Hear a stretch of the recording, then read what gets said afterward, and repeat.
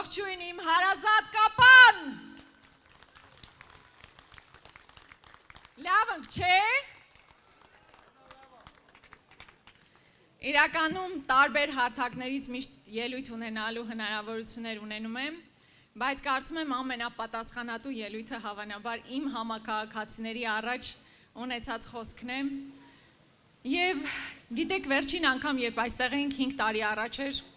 Հայաստան դաշինքը իր կազմով այստեղ էր և 5 տարվա ընթացքում իջև ասեմ, թե ինչ ենք արել և հիմա ոնց ենք պատկերացնում, ես ուզում եմ ասել, որպես կապանցի փորձել եմ անել ամեն բան, որպեսզի կապանցու խնդիրները բարձրաձայնված լինեն, որպեսզի այն անվտանգային մարտահրավերները, որի առաջ մենք բոլորս կանգնած էինք, հնչեցված լինեն, և ես խոնարհաբար ուզում եմ ասել, որ իսկապես փորձել եմ ամեն բան անել, վստահ եմ ձեր աչքի առջև է եղել։ Սիրելի համաքաղաքացիներ, 5 տարի առաջ մենք ասում էինք, որ եթե այն իշխանությունը, որ պատերազմ է բերել, պատերազմ է պարտվել, չի կարող ոչ խաղաղություն ապահովել, ոչ անվտանգություն ապահովել։ Եվ ցավոք մենք իրավացի ենք դա ասելով։ Եվ մենք տեսանք, որ վերընտրվելուց հետո 21 թվականից մինչև հիմա մի բան է լավ արել այս իշխանությունը, հանձնել է, եթե աշխարհում մրցույթ լիներ հանձնելու, այս իշխանությունը վստահաբար առաջին տեղը կգրավեր։ 21 թվականից հետո ամբողջությամբ հանձնել է Արցախը, հանձնել է Գորիս-Կապան ճանապարհը,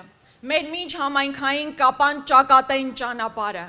Եվ հիմա էլ նորից մասնակցում է ընտրություններին ասելով, որ հիմա էլ գալիս է այսպես կոչված անկլավներ հանձնելու, Տիգրանաշենը հանձնելու, այն ճանապարհը, որով մենք ամեն օր գնում և գալիս ենք։ Եվ սա մենք միասին պետք է ուղղակի թույլ չտանք։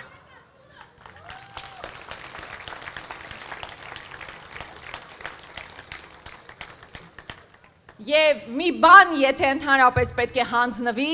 պետք է հանձնվի Նիկոլ Փաշինյանը, հայկական արդարադատությանը։ Որովհետև անհնար է հազարամյակներով բնակեցված հայրենիք կորցնել, հանձնել, հազարավոր տղաների կյանքը դնել զոհասեղանին և դրա համար որևէ պատասխանատվության չենթարկվել։ Եվ մեր քաղաքական ուժը և հատկապես մեր քաղաքական ուժի առաջնորդը շատ հստակ է դիրքորոշումը հայտնում է։ Սիրելի կապանցիներ, ես գիտեք, ծնվել մեծացել եմ Կապան քաղաքում և այստեղ ապրող մարդիկ մանկուց ի վեր ներշնչվել են հերոսական կերպարներով, Գարեգին Նժդե, Դավիթ Բեկ, Պողոս Դավթյան, Արամ Մանուկյան, Առաջին հանրապետության հիմնադիր, և մենք գիտենք, թե հերոսական ճանապարհը որն է և հերոսն ովքեր են։ Հիմա մեզ բոլորիս փորձում են համոզել, որ ոչ թե հերոսություն է հող ազատագրելն ու հող պահելը, այլ հող հանձնելը։ Հիմա այդպես են, չէ, փորձում իրենց դիրքավորել, որ լավ էր, որ Արցախը հանձնվեց, լավ էր, որ այս ճանապարհները հանձնվեցին։ Մենք ասում ենք հակառակը, կապանցին պետք է մերժի ցանկացած նման զիջողական քաղաքականություն։ Մենք իհարկե ուզում ենք լավ հարաբերություններ ունենալ մեր հարևանների հետ, բայց այդ հարաբերությունների կարգավորումը չի կարող լինել սեփական արժանապատվության, նվաստացման և ստորացման ճանապարհով և կապանցին որևէ կերպ դա թույլ տալ ուղղակի չի կարող։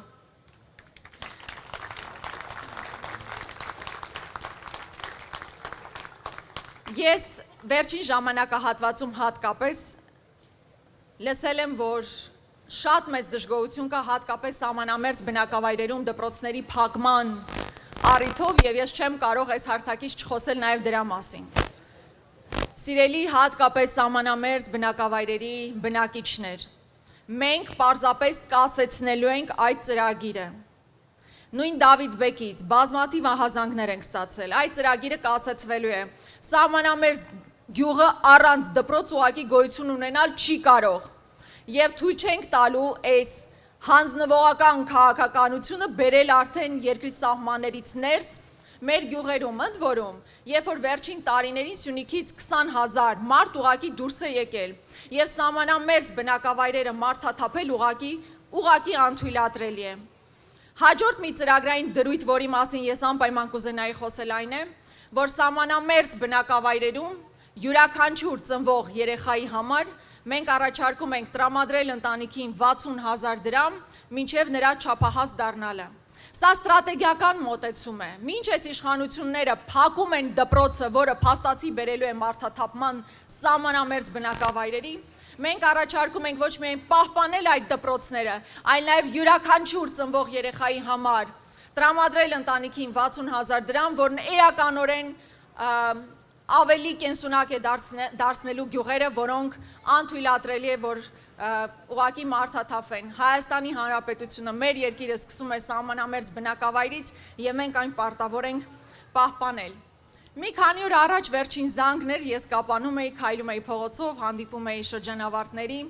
և շատ ուրախ էի, երբ նրանցից մի քանիսն ինձ ասում էին, որ շատ ոգևորված են այն ծրագրային առաջարկով, որ առաջիկայում կրթությունը լինելու է անվճար։ Այո, սիրելի երիտասարդ, դու պետք է սովորես անվճար պետական համալսարաններում։ Եվ դա պետությունը ձեզ ապահովելու է, մեր իշխանությունը դա ապահովելու է, մենք դա երաշխավորում ենք։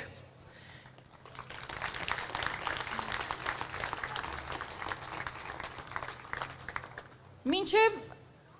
մեր հավաքը սկսելու, գիտեք վերջին, ուզում եմ շատ անկեղծ զրույց ունենալ ձեզ հետ։ Վերջին մի քանի օրերի ընթացքում և կապանով շրջում էի, զգում էի, որ ինչ-որ լարվածություն չասեմ, բայց վախի մթնոլորտ զգացվում էր։ Ու ես գիտեմ դա ինչու է, որովհետև մի լայքի համար մարդկանց հեռացնում են աշխատանքի, տարբեր համակարգեր սկսում են աշխատել, ուսուցիչներ բազմաթիվ այս ընթացքում հանդիպում եմ, ովքեր ասում էին, որ գաղափարապես մեզ հետ են կցանկանային այստեղ լինել, բայց չեն կարողանում գալ։ Սա ուղղակի խայտառակություն է։ Այն վախի մթնոլորտը, որ փորձում են սերմանել մարդկանց մեջ, ուղղակի խայտառակություն է։ Իրենց թվում է, որ Նիկոլ Փաշինյանը, որ այստեղ է գալիս, ստիպողաբար բոլոր դպրոցի տնօրեններին և ուսուցիչներին բերել այստեղ կանգնացրել եք, ինչ որ եղանակ եք փոխում, իհարկե չեք փոխում։ Ուսուցիչը երեխա է կրթում և նա գիտի, որ Աստված մի արասցե այս իշխանությունները եթե պահպանվեն, ապա դասագրքերում ամոթալի իրողություններ են արձանագրվելու։ Ընդհուպ մինչև, որ Արցախի հերոսամարտը համարելու են սովորական ճակատագրական սխալ։ Ես այն սերունդն եմ, որ արժևորում եմ իմ նախորդ սերնդի արած հերոսական քայլերը և բոլորս պետք է արժևորենք։ Եվ ուսուցիչը, այո, ոչ թե պետք է իրեն ստիպել այստեղ գալ հանձնվողականության մասին դասեր լսել, այլ պետք է պայքարի, որպեսզի իր աշակերտը հերոսական ուղու մասին իմանա, հերոսական պայքարի մասին իմանա, իրական հերոսների մասին իմանա և ոչ թե դավաճանների և հող հանձնողների։ Սիրելի կապանցիներ, կարծում եմ դեռ առիթներ կլինի նաև այս ընթացքում շատ շփվելու, Սյունիքը մեր Հայաստանի ողնաշարն է։ Ես ուզում ենք մենք միասին ամուր պահենք այդ ողնաշարը, որովհետև իսկապես բազմաթիվ վտանգներ և մարտահրավերներ կան, որ հիմա մեր առջև կանգնած են։ Բոլոր աշխարհաքաղաքական կենտրոնները աչք ունեն այս կամ այն հատվածի վրա։ Եկեք մենք միասնաբար ասենք, որ թույլ չենք տալու, որ Սյունիքը որպես մեր ողնաշար ջարդվի։ Մենք ամուր պահելու ենք Սյունիքը,